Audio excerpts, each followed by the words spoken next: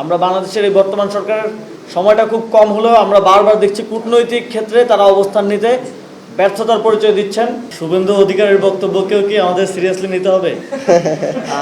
আর আসলে শেখ হাসিনা তো আমরা যতদূর জানি যে ভারতের মধ্যেই এখন এক ধরনের অবরুদ্ধ অবস্থায় আছেন আর কি।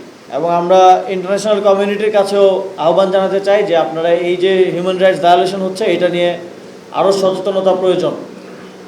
এবং আমরা মনে করছি যে এই অঞ্চলের মুসলমানরা তারা নিপীড়নের শিকার হচ্ছেন, তারা কমিউনাল ভায়োলেন্সের শিকার হচ্ছেন শুধুমাত্র ধর্মের পরিচয়ের কারণে। এবং এই আধুনিক বিশ্বে এটা এক ধরনের প্রাচীন বর্বরতার মতো একটা দৃশ্য হয়ে ফুটে উঠছে।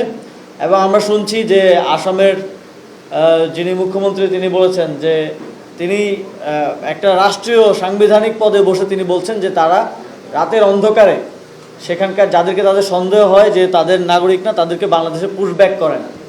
এটা অত্যন্ত গর্হিত একটা বক্তব্য, অত্যন্ত সেন্সিটিভ একটা বক্তব্য। একজন যিনি দায়িত্বে বসে থেকে বলছেন যে তারা ইলিগালি পুশব্যাক করেন বাংলাদেশে। কিন্তু এটা নিয়ে আমরা দেখছি যে বাংলাদেশের সরকারের কোনো স্পষ্ট বক্তব্য কিন্তু আমরা পাই নাই। আমরা বাংলাদেশের এই বর্তমান সরকারের সময়টা খুব কম হলেও আমরা বারবার দেখছি কূটনৈতিক ক্ষেত্রে তারা অবস্থান নিতে ব্যর্থতার পরিচয় দিচ্ছেন। এবং আমরা এবারই প্রথমবারের মতো হয়তো দেখলাম যে বাংলাদেশ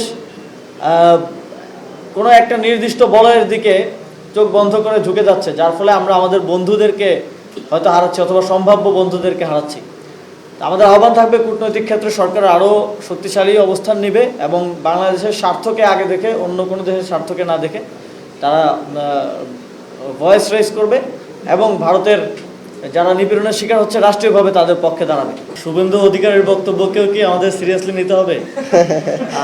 আর আসলে শেখ হাসিনা তো আমরা যতদূর জানি যে ভারতের মধ্যেই এখন এক ধরনের অবরুদ্ধ অবস্থায় আছেন আর কি।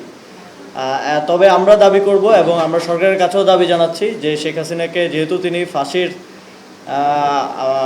দণ্ডপ্রাপ্ত আসামি বাংলাদেশের কাছে ফিরিয়ে দেওয়ার জন্য, এবং শুভেন্দু অধিকারী যদি চান তাহলে শেখ হাসিনাকে নিয়ে বাংলাদেশের এয়ারপোর্টে পাঠিয়ে দিতে পারেন, তারপর একটা আমাদের টেরিটরির মধ্যে আমরা দেখে নিব।